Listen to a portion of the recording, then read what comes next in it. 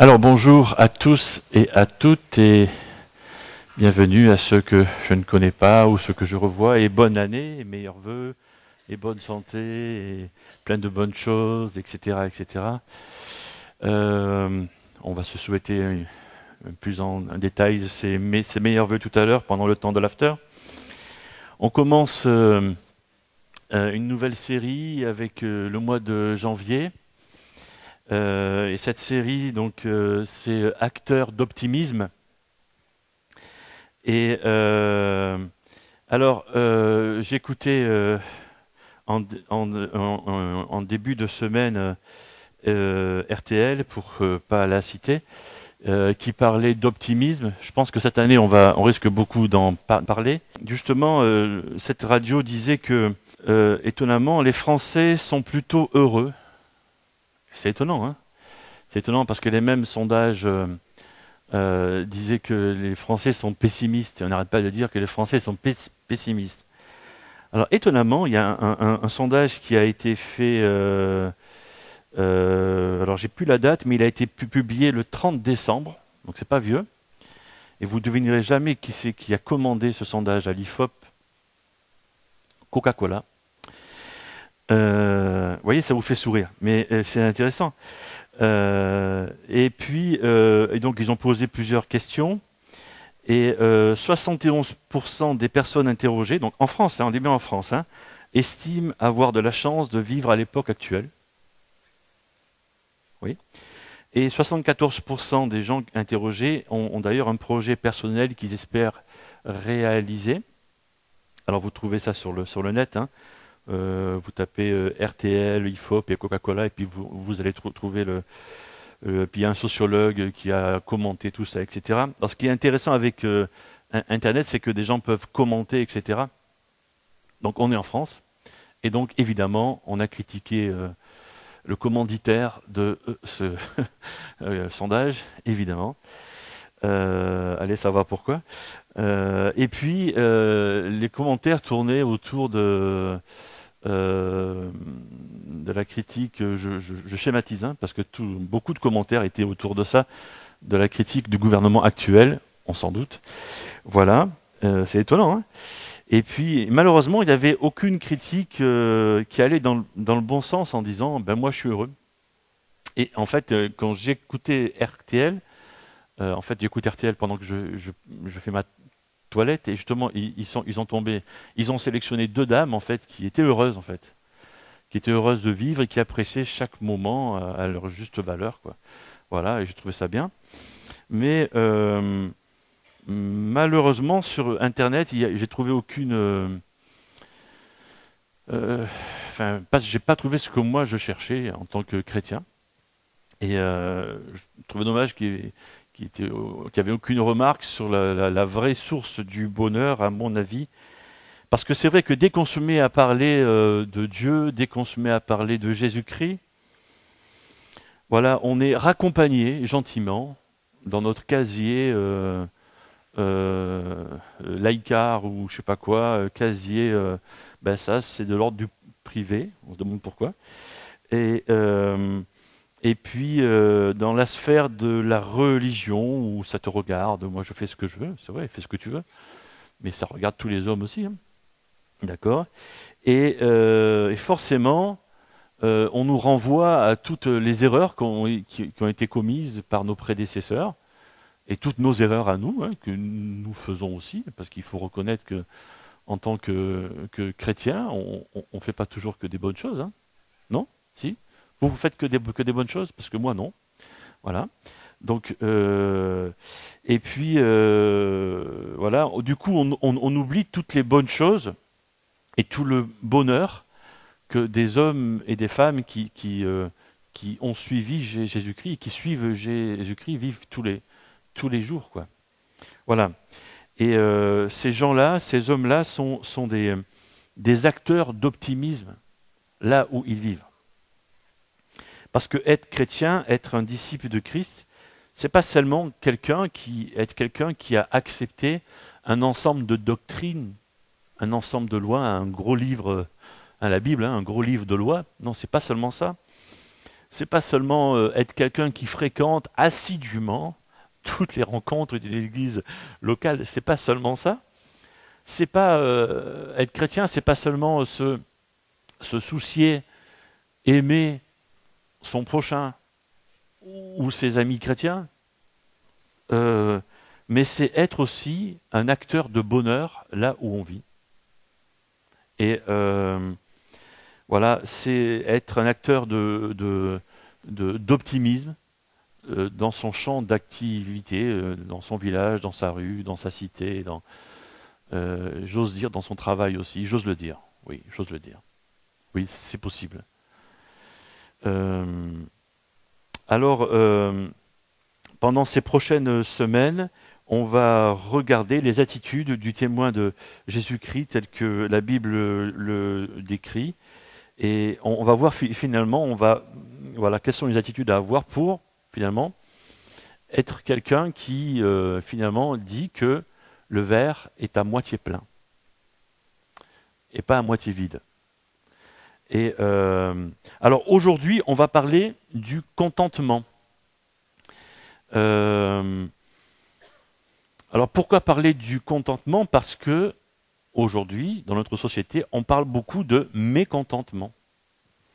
Et je vais relever 3 indicateurs du mécontentement, mais il y en a plein. Et vous pensez sûrement à des choses qui vous rendent mécontent, ou qui rendent mécontents les gens qui vous entourent. Mais je vais commencer par la chirurgie esthétique. Voilà. Alors, ça fait sourire beaucoup, mais c'est vrai que si vous allumez votre télévision, vous pouvez tomber, éventuellement, en zappant, sur une émission qui montre des femmes et des hommes qui ne sont pas satisfaits de leur corps et qui montrent comment ils changent ils remodèlent leur corps. Voilà, donc le visage, poitrine, hanches, cuisses, mollets, fesses, pectoraux pour les messieurs, etc., etc., etc. Bon. Et la tête, alouette, alouette. Voilà, c'est ce que j'ai noté, donc je vous le dis, parce que c'est... Voilà. Bref, ces gens-là disent « Je ne suis pas satisfait de mon corps ». Et alors là aussi, j'ai des chiffres alors, qui datent de 2009. Les actes chirurgicaux, 300 000 actes chirurgicaux, à peu près, j'arrondis parce que j'ai des chiffres précis, mais voilà. Et puis, un peu plus de 50 000 injections de Botox, à peu près 30 000 liposuctions, juste en France. Hein. Vous voyez, ça fait quand même pas mal. Voilà, vous trouvez tous les chiffres hein, sur Internet et encore plus encore.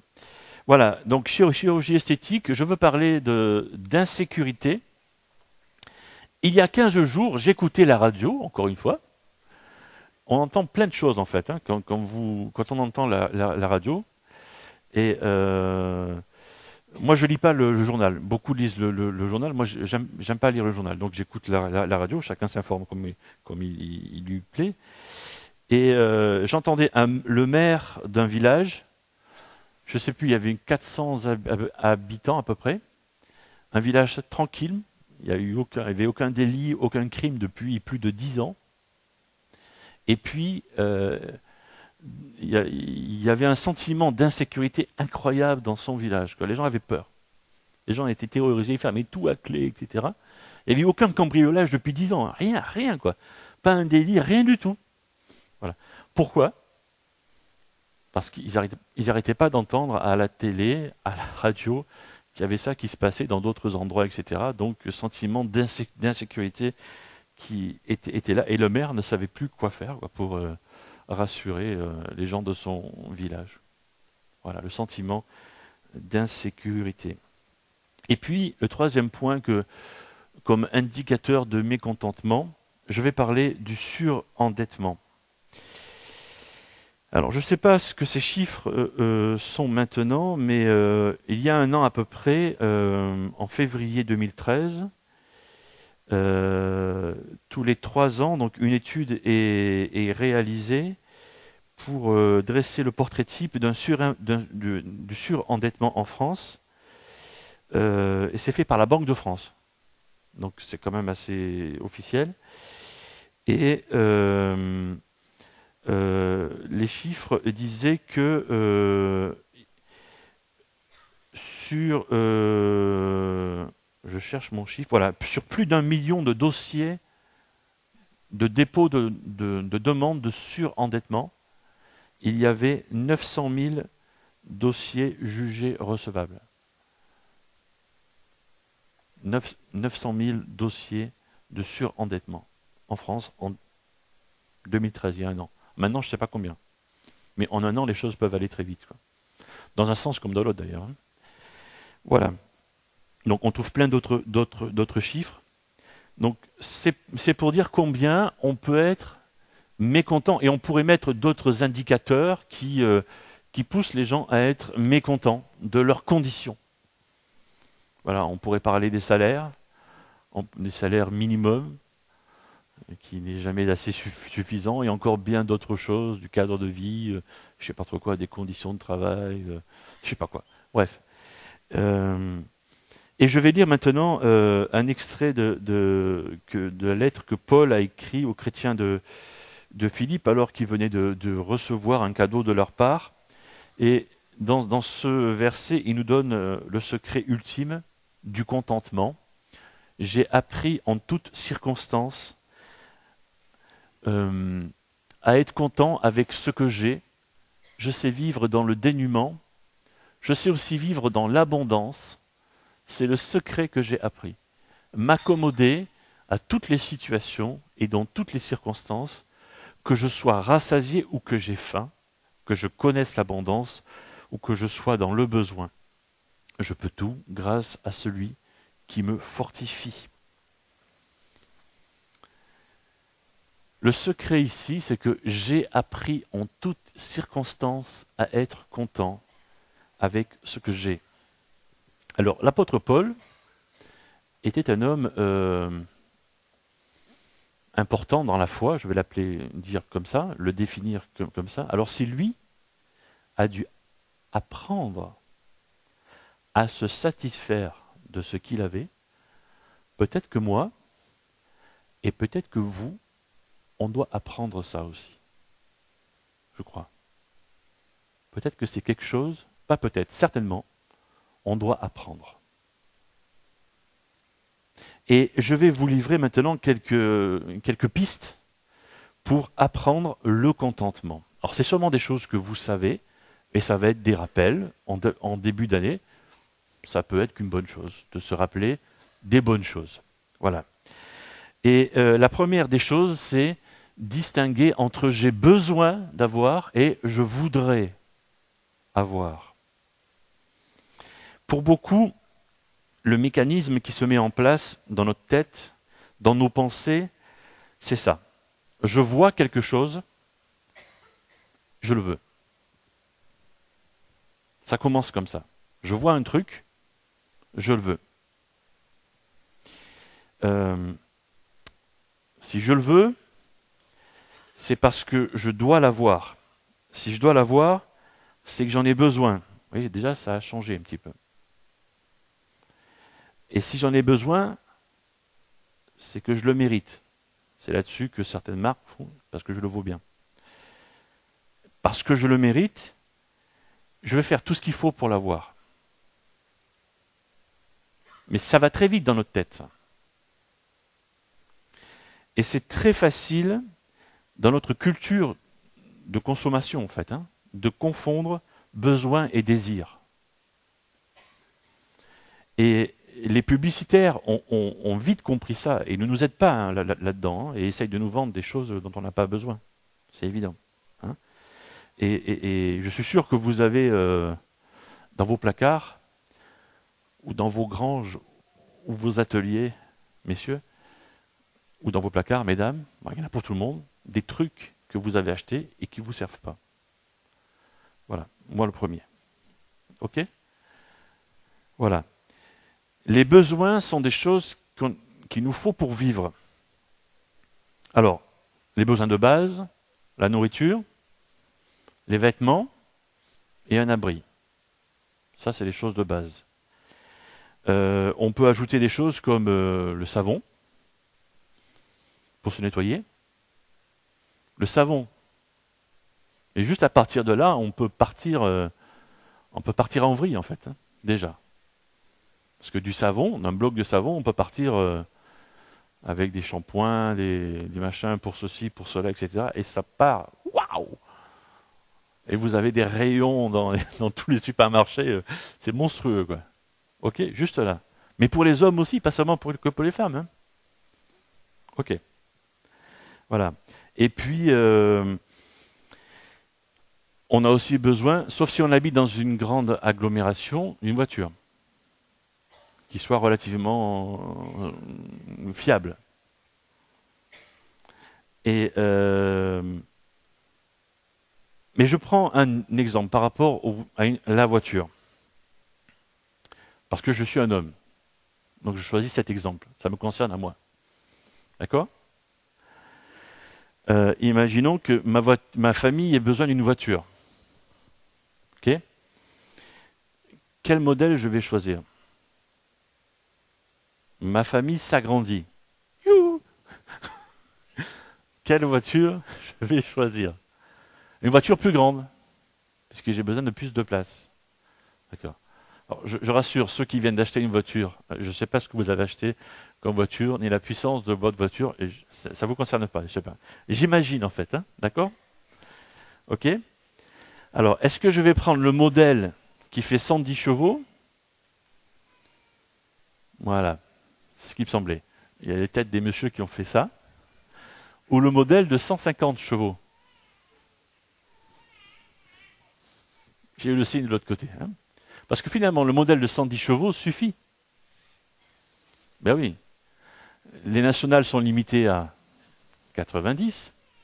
En ville, c'est limité à 50, voire à 30 km/h dans certains endroits, n'est-ce pas? Voilà. Non, elle a très bien compris ce que je veux dire. Voilà. Et puis autour des agglomérations, ça se réduit de plus en plus. Vous avez entendu sur Paris, c'est plus limité à 90, mais à 70.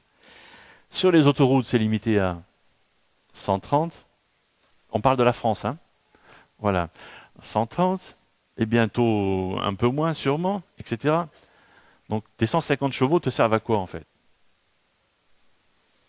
À part à faire les gros bras par rapport à ton collègue, à ton copain qui a acheté qu'une 130 chevaux.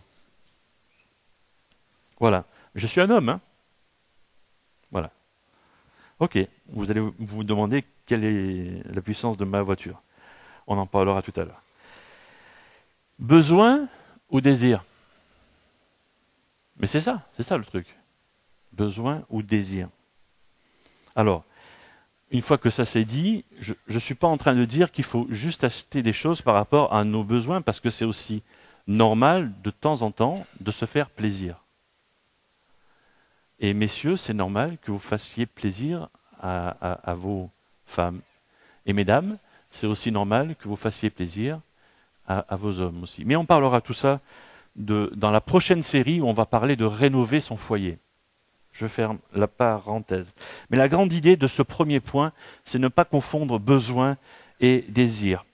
Et toujours l'apôtre Paul nous dit, nous n'avons rien à apporter dans ce monde. Il est bien évident que nous n'emporterons rien le jour où nous le quitterons. Tant que nous avons de la nourriture et vêtements, estimons-nous contents. Un enfant, quand ça vient au monde, c'est tout nu.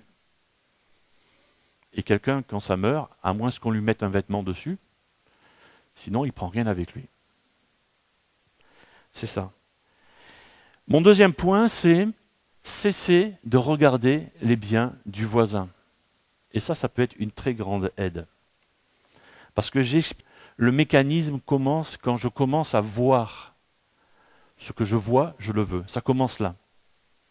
Si je regarde trop derrière la clôture pour voir ce qu'a le voisin, je vais me mettre à envier ce qu'il a. Donc arrête de regarder ce qu'il y a derrière la clôture chez le voisin. Arrête de le faire, quoi. Voilà. Et là, tu vas déjà éviter d'avoir envie. Qui peut me rappeler le 10e commandement? Voilà, c'est ça. Alors, j'ai choisi une version qui dit ceci. Ne désire pas pour toi la maison de ton prochain, n'envie pas de prendre sa femme, ni son esclave, ni sa servante, ni son bœuf, ni son âne, ni sa voiture, ni sa nouvelle tondeuse, ni... C'est rien. D'accord? Ne désire rien de ce qui est à lui.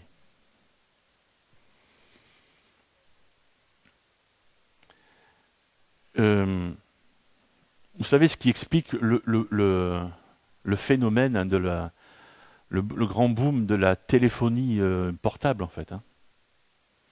Je ne sais pas si vous avez observé sociologiquement, c'est très très intéressant de voir un groupe, même pas de jeunes, mais un groupe en fait, hein, de personnes qui ont tous des téléphones portables. Et puis un jour, il y en a un qui amène un portable neuf, le lundi. C'est ça, exactement. Donc tout se jette dessus, on regarde les applications, les jeux, les machins. Ok, tout le monde regarde ça, machin, ça c'est le lundi, d'accord? Tout le monde regarde ça, ça dure toute la semaine. Le lundi suivant, il y a un autre qui amène un autre portable, hein, qui est un petit peu mieux avec une application supplémentaire. Du coup, on oublie celui du lundi passé, etc., etc., etc. On oublie même que c'est un téléphone d'ailleurs. Hein. Parce que ça sert bien souvent juste pour les applications, ou pour les SMS, et puis on s'en sert plus pour téléphoner. Mais enfin ça c'est une parenthèse. Mais le fait de voir et le fait de toujours être en train d'être aux aguets pour surveiller ce qu'ont les autres, c'est pas bon ça. Donc si tu le fais, arrête de le faire. Et si tu as une résolution à prendre pour cette année 2014, commence avec ça. Troisièmement, exprimer sa gratitude tous les jours.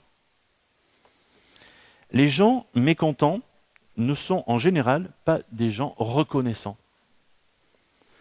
Vous connaissez sûrement dans votre entourage des gens qui sont quelqu'un qui est toujours négatif. Vous parlez et je sais pas, vous lui soumettez une idée et comme on dit, il va vous casser quoi. Un truc que vous allez lui, il va toujours trouver le truc qui noircit le tableau quoi. Vous allez lui parler de quelqu'un et il va trouver chez ce quelqu'un un truc pas bien quoi. Toujours, toujours. Peut-être que vous êtes comme ça. Mais le problème, c'est qu'à être négatif tout le temps, on devient malheureux. Le bonheur s'éloigne. Et moi, j'ai eu ce privilège, qui n'a pas toujours été un privilège d'ailleurs, selon les moments, de naître dans une église évangélique. Mes parents étaient déjà très engagés dans leur église à Marseille.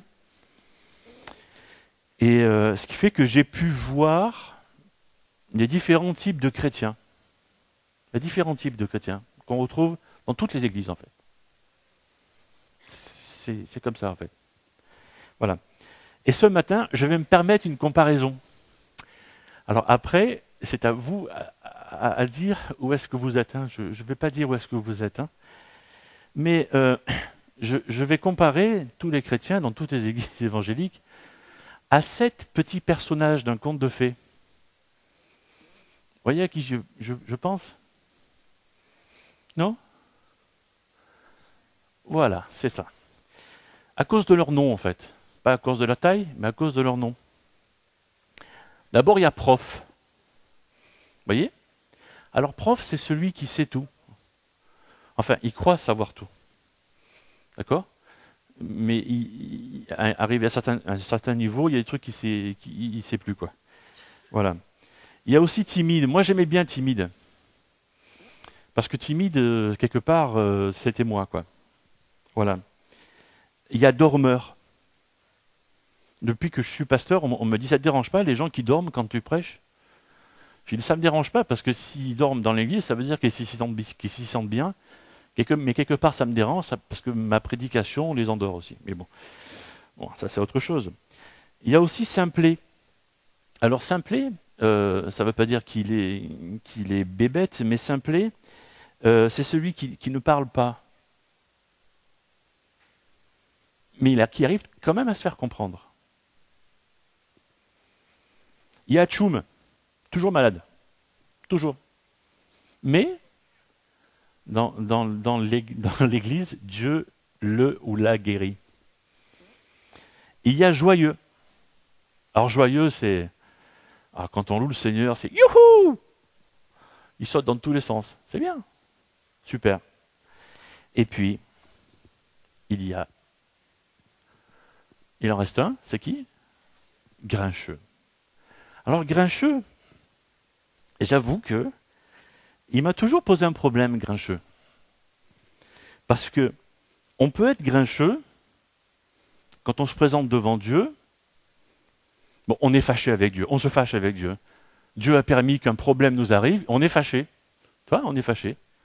Ben, ça t'arrive d'être fâché avec tes parents ou tes grands-parents, je sais pas, tu leur fais la tête. Tu es fâché avec Dieu, ça va, tu es grincheux. Ça va durer quelques temps.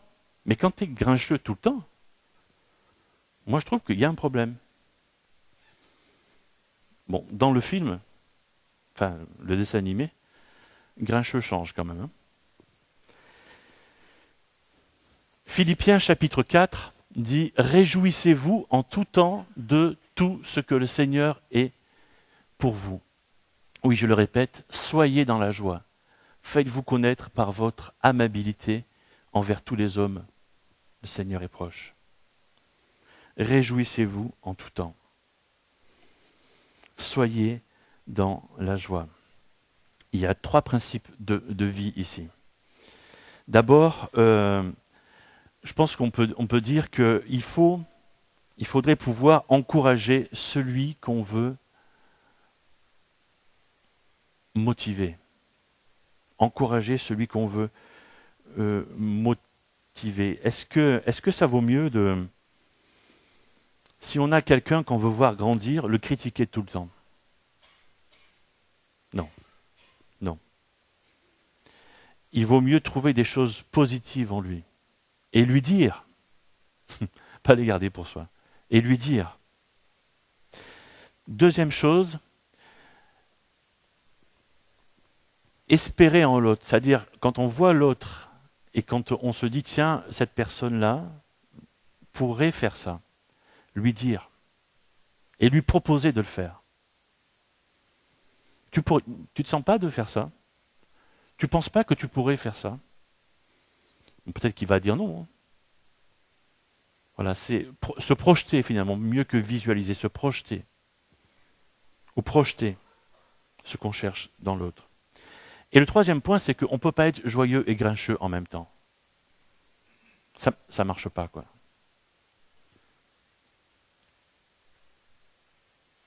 Et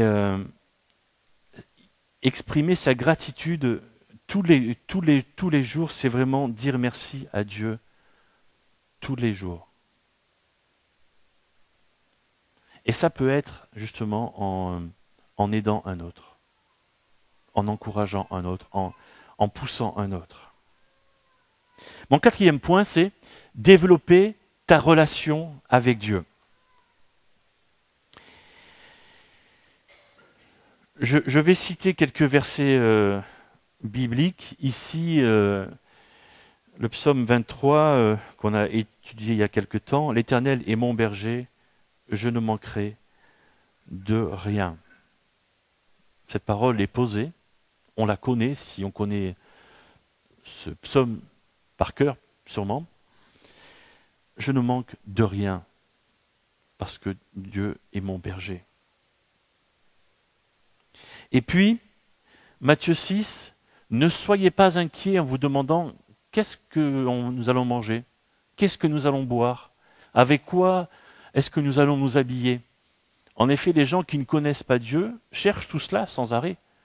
Vous avez besoin de toutes ces choses, et votre Père qui est dans les cieux le sait bien. Cherchez d'abord le royaume de Dieu et ce que Dieu demande.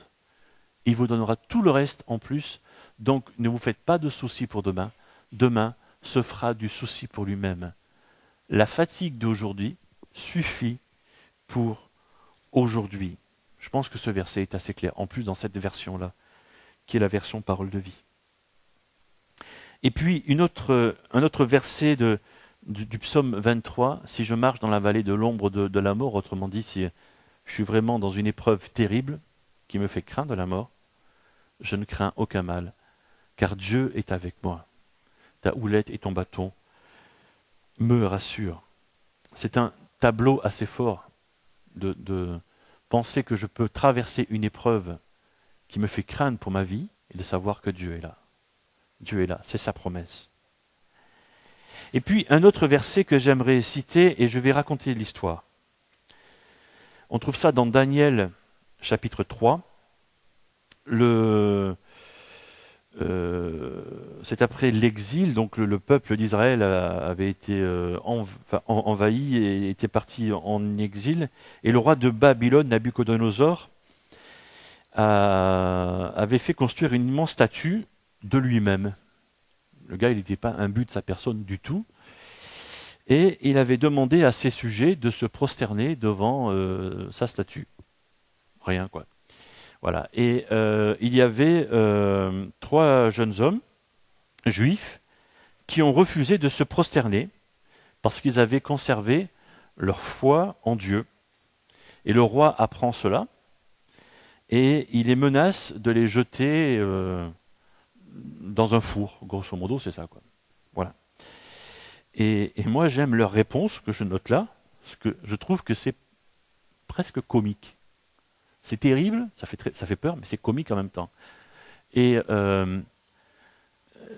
Daniel répond, « Majesté, nous ne voulons pas essayer de nous justifier, sache toutefois que Dieu, le Dieu que nous servons, est capable de nous sauver. Oui, il nous arrachera à la fournaise et à ton pouvoir. Et c'est là que c'est drôle, à supposer qu'il ne le fasse pas, sache bien que nous refuserons quand même de servir tes dieux et d'adorer la statue d'or que tu as fait dresser. » Pourquoi il dit ça à la fin. Pourquoi il dit ça? Qu'est-ce qui se passe si les 3 bonhommes n'adorent pas la statue? Ils sont cramés. Ils sont brûlés. Donc ils n'adoreront pas la statue. Donc c'est presque drôle en fait.